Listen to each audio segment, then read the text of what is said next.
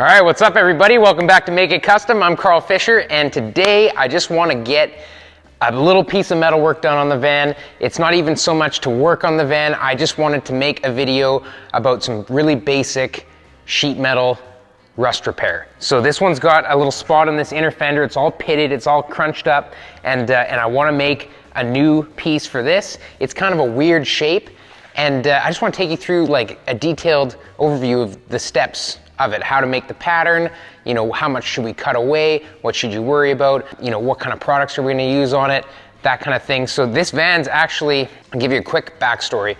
Got it in a trade when I was selling another boogie van. It was on the channel, the Excalibur van, and was pleasantly surprised at the condition. It's old, it's been around the block, but has almost no rust. The only rust on this thing was, I guess, whatever was in the fenders. The fenders are gone now, but there's this inner fender rust spot, and there's a little spot right in the window channel. So in this video right now, I'm just gonna bang out a piece to fix this and a piece to fix that. And we're gonna use a Mig welder, and we're gonna put it all in, simple tools. So if you've got something like this at home on your own project, this shouldn't be anything that you can't do. I'm gonna use hammers and dollies and that kind of thing. And basically, like with this type of sheet metal, you know, you can do a lot with very little. So if you don't have the exact hammer or the exact dollies that I'm using, you can literally make these things yourself. Like T-dollies that people use, you know, really expensive ones might be heat treated. I know mine aren't because they mark and stuff and I have to repair them or refinish them, but it's just round bars. So you can find all kinds of scrap bits, and that's something that I do myself, is anytime I'm at the scrapyard, I'll go and look through their #1 steel bin where it's just got little offcuts and chunks of stuff, and you find weird shapes that you might want to use as a dolly. Over half the dollies on my stand are, you know, salvaged or made. So don't worry about having the exact tools that I've got to make this part. We're just gonna bang it around a little bit. There's a couple of, you know, curved sections in here, and then we're gonna install it with a MIG welder, and you'll see.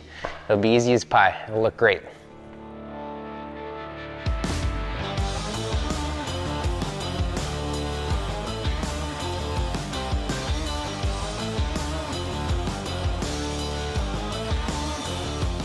All right, so you can see how pitted this is. We're gonna probably take this back, you know, quite a bit. We're gonna have to make some of this lip, I think. But the first thing that we're gonna do is clean all this off. This all needs to be cleaned right off so that we can at least make our pattern. Even if we're replacing this area, we still gotta clean it. And a new fender has to go on here. Wow, my hand is super white. So we're gonna have to clean all this off. There's old spot welds from the old fender that have been drilled out underneath here. Just wanna make this all nice. And then we can take our pattern. So first thing, clean everything off.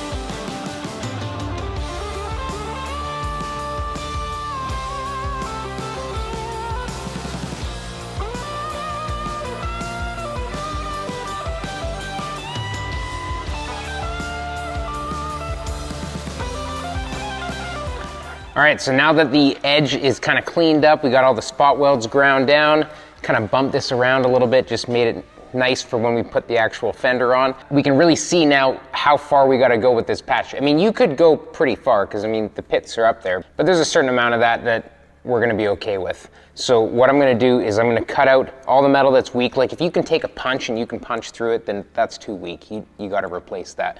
But if you could take a punch and knock around and not really go through it, then I would just use something like metal prep or rust mort to kill the rust, and we'll coat it and spot weld this new thing on, and it'll be great. So my patch is probably gonna be like this to take care of all the major pitting that is going on here. The lip is actually quite solid, so I might even just leave it and then just weld along that edge and come around here.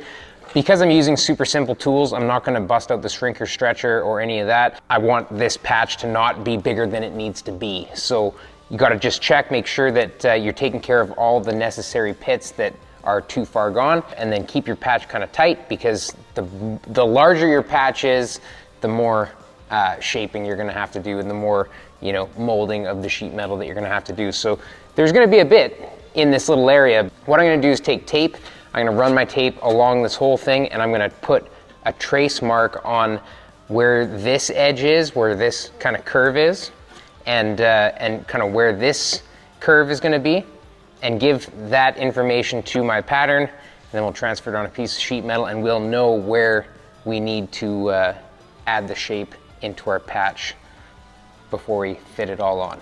All right?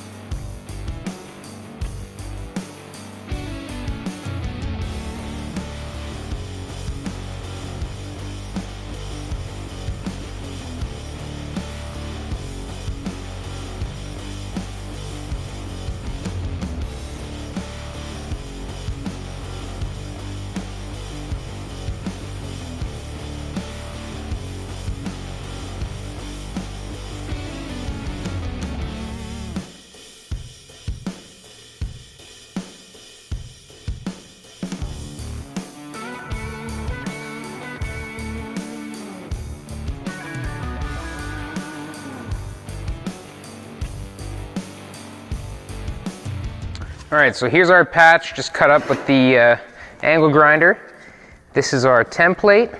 I know this is a very crude map, but I'm just gonna go over this. This line here is where there is a kind of a tipped area that goes from the wheel well into the wheel lip.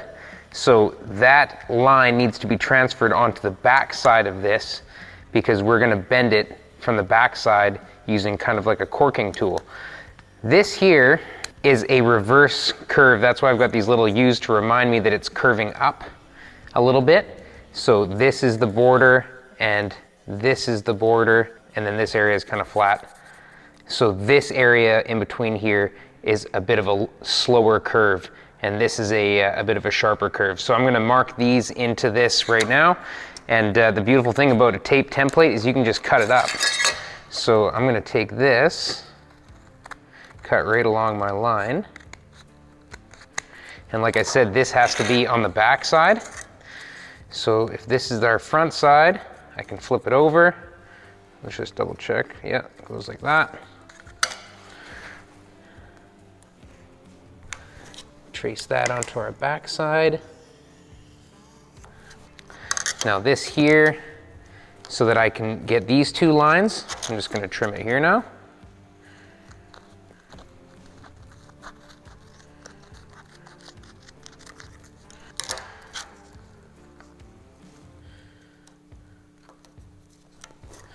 So we've got this line. Like I said, these are just a guide. We're going to check this on our actual inner fender. That's why we didn't cut the inner fender up yet, is because we want to make our patch to that inner fender without cutting it up. So I'm just gonna double check with this one on here that I'm getting it right. Yep, looks pretty good. There. This is just, I mean, this is just a guideline. Okay, but that's our start. We know that this is gonna bend a little bit this way, and it has to have a couple other shapes in it. So we're gonna get that by just kind of beating it up with the dollies that we've got. If I were to make this piece with a shrinker stretcher, I would put a bend in a piece of metal and I would start shrinking this edge because it needs to have this curve in it. Now, the other way to do that, rather than shrinking this edge, is to stretch the center. So we can actually hit this with almost like a dull steel chisel, like a punch and chisel, and we can kind of cork this line into it. You can also use like an actual corking tool, which some of them have Delrin kind of shaped as a blade, but you can use anything that you can and maybe do it on top of wood instead of steel, and you can start pressing this line in from the back side, and that will start to get this shape as well, because it'll be stretching this area a little bit. So we're gonna start with that. We're gonna cork this area. So this right here is just a chisel that I've made a much duller end on. I just put this radius on here. It's not a sharp radius in this piece. On the inner fender, it's kind of dull, so I'm using this one. It's just, yeah, just a made tool. So I'm gonna just knock it right along this line. This is nylon, so it's got a little bit of give.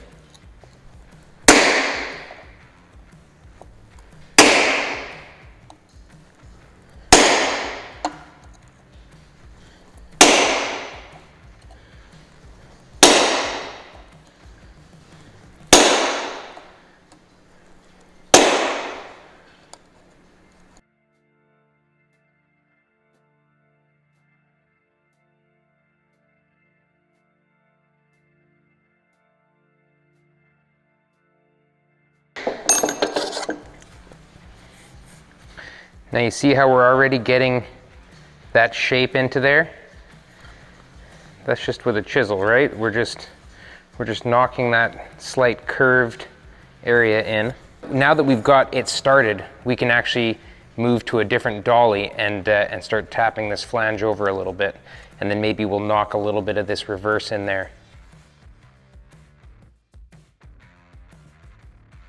Okay, so out of all these hammers and dollies, this is one of my favorite ones. It's got a nice flat area on it with an edge, and it's got this nice, you know, multiple shaped kind of toe dolly on, you know, ground into it. I like that this has a nice shallow curve here, and it's got a relatively sharp edge. So I'm gonna choose that as what I'm going to hammer against to just make this curve a little bit sharper. But you can see we've already got a little bit of a curve built into it. We're gonna knock it around on here a little bit.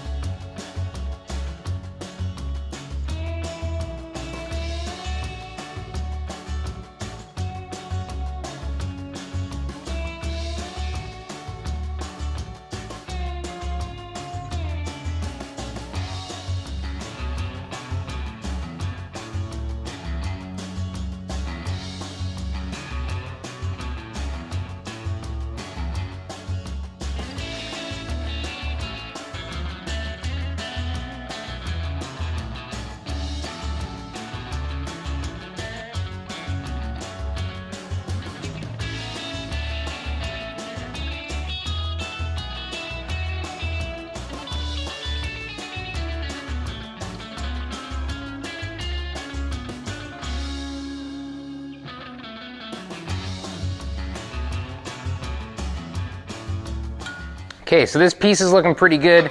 We've got a decent angle on it. I just checked it on the van, take my word for it. That's pretty much what we want.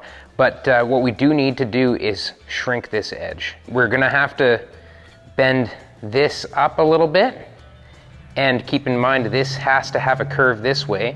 So if you were to picture, you know, trying to fold a piece of paper like this, it wouldn't want to go, because when this folds up and goes this way, you all of a sudden need more material here. So we're gonna need to stretch a little bit of this part here, where it curves up. We're gonna have to stretch a little bit of that.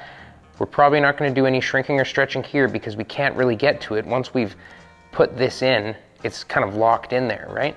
So we're gonna have to shrink this edge a little bit to get the curve into this middle section, and we're gonna have to stretch this area a little bit to be able to tip it up with it still moving in this direction. So that's what we're gonna do next. What I'm gonna show you is a little tool. I call this a simple tool because if you don't have one, you can make one. I made a video on the tucking fork. It'll be in the description. I'm just gonna go look for it right now. But basically it's a little fork that you can add little wrinkles in, and when you smash the wrinkles out, it will shrink it.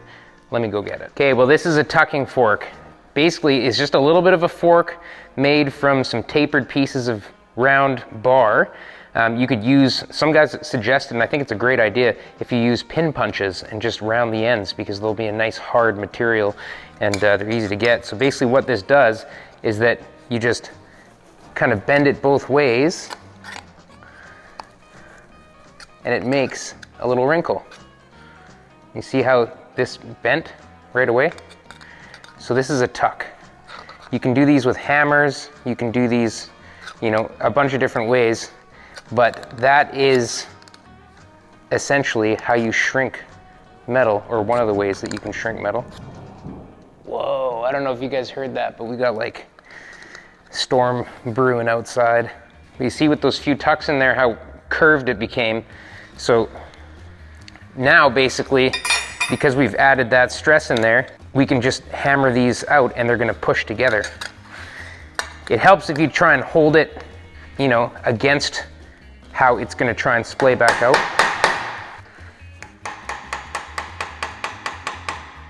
I wonder if this might be better with my wood hammer.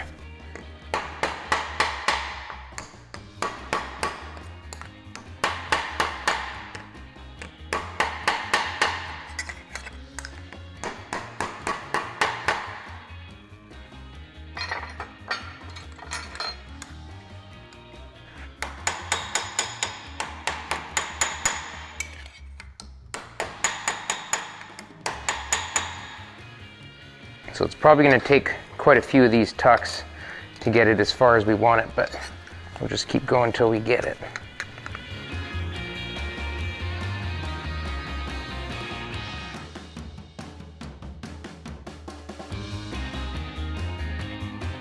I've actually got this little dish. I'm going to give it a try to help keep it curved while we're hammering our tucks back together.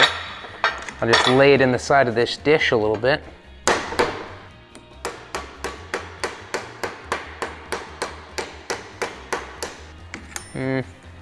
It's kind of too curved. It doesn't really work. Not really.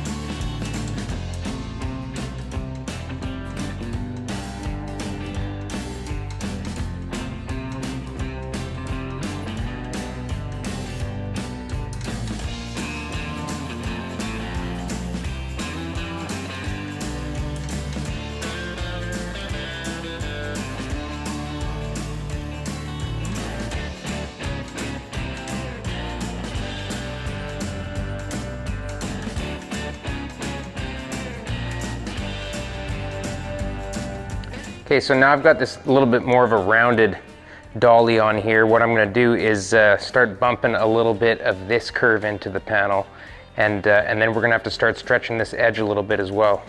So when you see me hitting directly on the metal and I'm making contact with my sheet metal and this dolly, I am stretching it. So, you know, about halfway through this mark towards the outside, I'll want to add some stretch so that the panel will want to do what we want it to do. I'm going to do a bunch of hits all the way along here and then slowly kind of tap this roll over.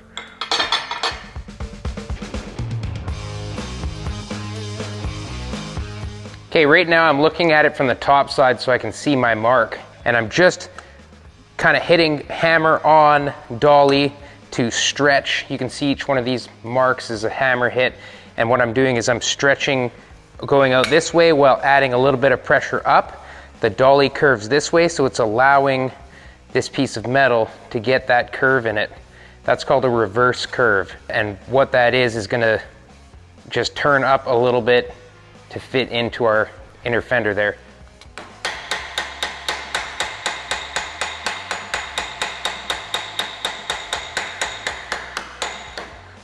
Now I want to show you a hammer I picked up a while ago. This is called a linear stretch hammer, and you don't need to have one. I've never had one until recently, but boy do they ever work. And what they do is they have a radius head on them that allows you to stretch metal, like exactly what we're doing. So if I were to use it here, I'm going to be stretching across this way, and it's going to be pushing the metal out like that because it's pinching it along kind of a hammerhead.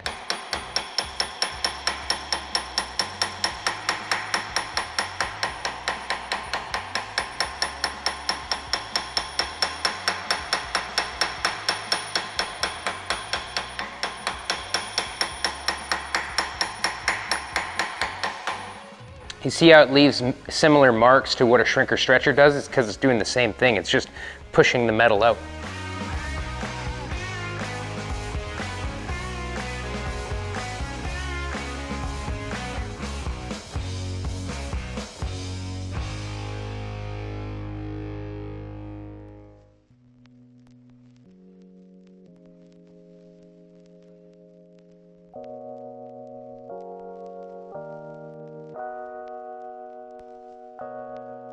Okay, let's just have a look at how we're fitting. This is already too much. I definitely can see that right away, but we are getting the shape.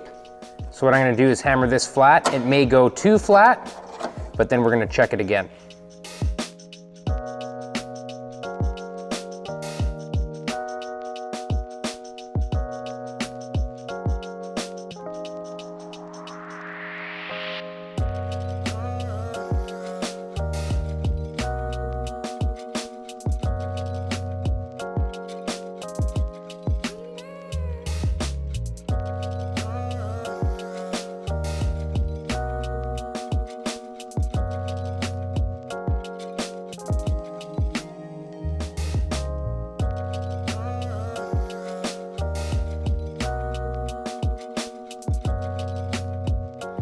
Okay, so I think our curve's looking a little bit better.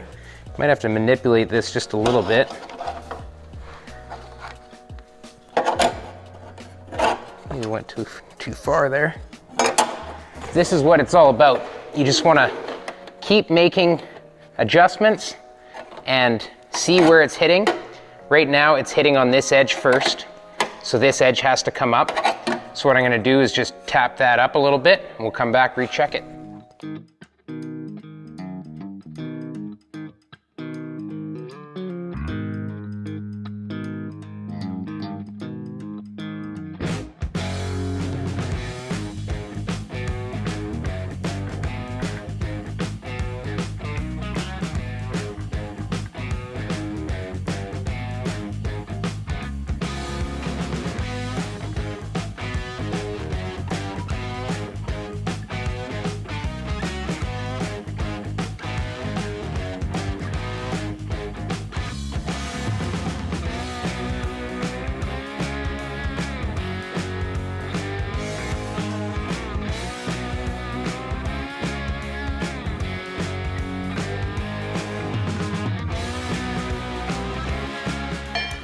All right, here's a little bit of info on tucking. If you've got a tuck that you're having trouble getting on there, you know, like it's just kind of splaying out too much or whatever, if you hold that piece of sheet metal on either side of the tuck, it will force itself to shrink further than if you did not do this. Because we're working with a flange, it's really hard to close the tuck. And what I mean by that is normally when you're tuck shrinking like this, you want to be able to smash the end closed while that wrinkle's still in there. And then once the end is closed, that tuck has nowhere to go but shrink. But right now, everything's kind of just going all at the same time. So you want to keep that tuck forced in there. I'm just going to grab a different pair of vice grips. So what I want to do is just hold either side of that. This isn't a very thick piece of metal I'm clamping to either. I mean, some guys build their own fixtures so that they can do things like this a little bit easier, but we're just improvising today. So this is what I'm gonna do. I'm gonna find a hammer. There we go. I've got this one. All these hammers are super nice and polished if you watched our hammer video. And right now I'm gonna use this cross peen end and try and close this wrinkle. Hopefully you can see it. Yeah, I think you can. This isn't really tagged down very good either.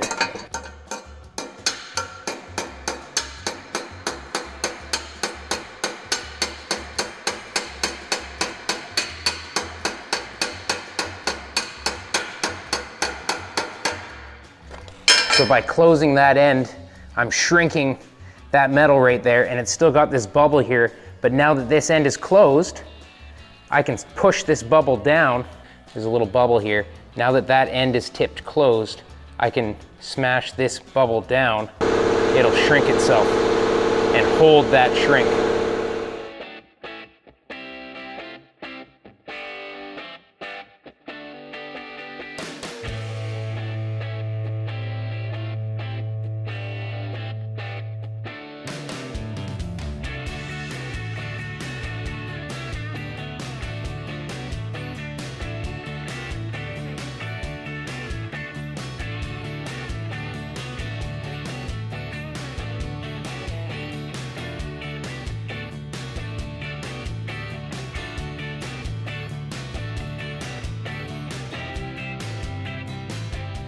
All right, here is our piece. Hold on, I just gotta lock this light. It's weird that it keeps going crazy, making my hand all white. Yeah, so this is what I got. It's got a nice curve in it. It's got a few different curves. I'm actually a little bit surprised at how hard this was for me. I was, you know, without using the shrinker stretcher and just kind of doing it by hand, it took a little bit of finagling. But there it is. It fits pretty dang nice. It has our curve in it here, has our tip in it right here. I'm happy with the way it fits. So what I'm gonna do now is I'm going to trim this a little bit back, and I'm going to trace my patch and cut it as close to my Sharpie line as possible. And some guys like using scribes. I don't mind using a Sharpie because of the way I use it. I use a Sharpie not to, you know, have a fat line, but when I trace with a Sharpie, I know that I can cut right up to the edge of it. Like, if I put a line there, I can cut right up to the edge of it and it will be perfect, right? So that's, I don't know, I don't mind Sharpies. This isn't like we're TIG welding it, you know, so the gap is not as important. So I'm gonna do my best to cut around this, and then we'll tack this piece in with the MIG, and then we'll go over how to weld that in without warping it.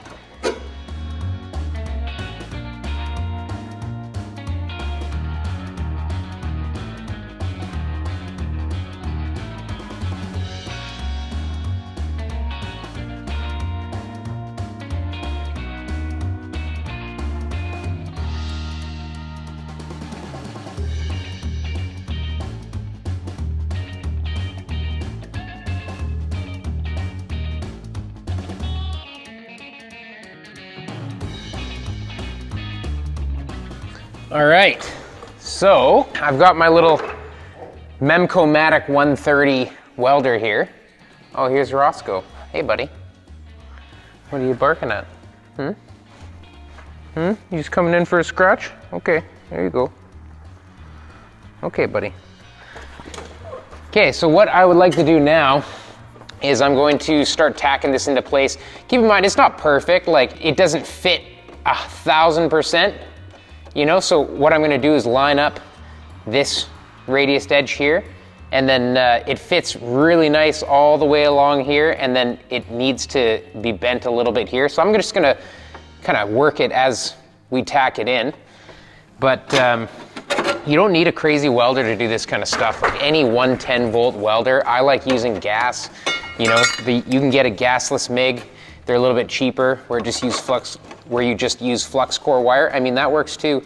I got a buddy who's doing a Mopar right now, and that's all he's using. He's replacing full panels, you know, so it can be done. Got to turn your welder on, that's important. So I've got my welder settings kind of jacked up a little bit. Oh, I didn't even plug it in, I'm an idiot. For a 110 welder that's running 023 wire, I like to have it pretty hot, especially for this kind of job. Like, the reason why I like running a welder hot is because you don't need to be there as long.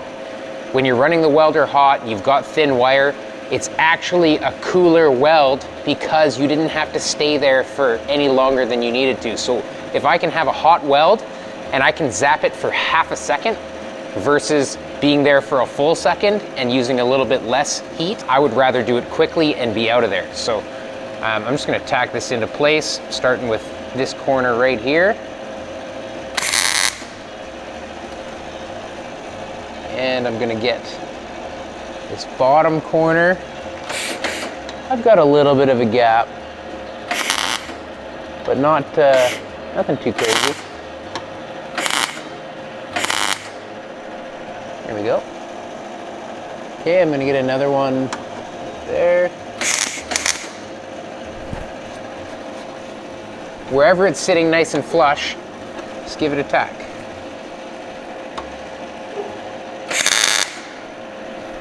There we go. Now this I can kind of bend up and force it into place. You can use a little bit of hammer and dolly if you have to. Sometimes you just need something to push from the backside or something to clamp with.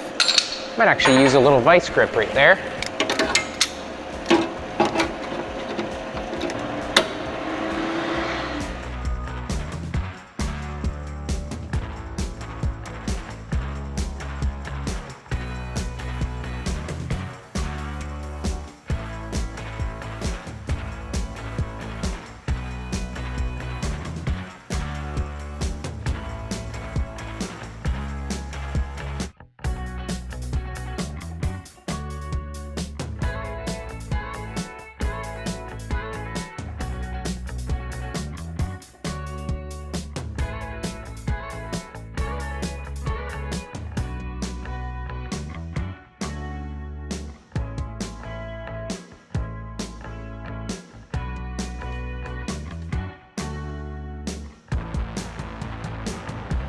All right, not so bad. So what I'm gonna do is just clean off some of these tacks, maybe use a hammer and dolly, just make sure that I'm aligned as best as I can be.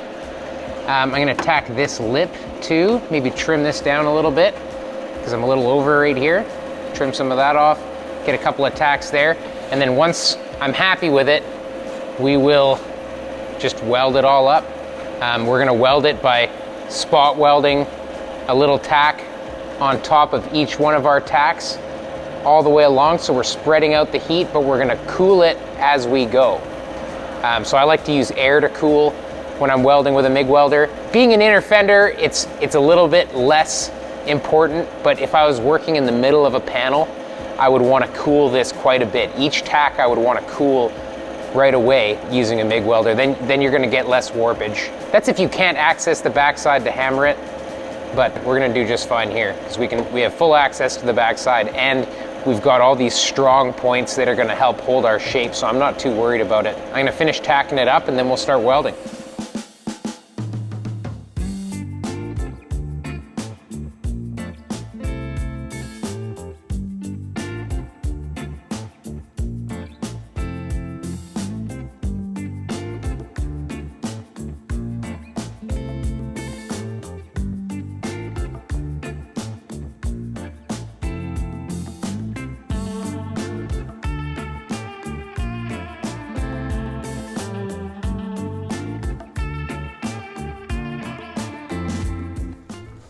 Okay, so now I've got my piece welded in, kept it nice and cool. Oh, I do see one little pinhole there.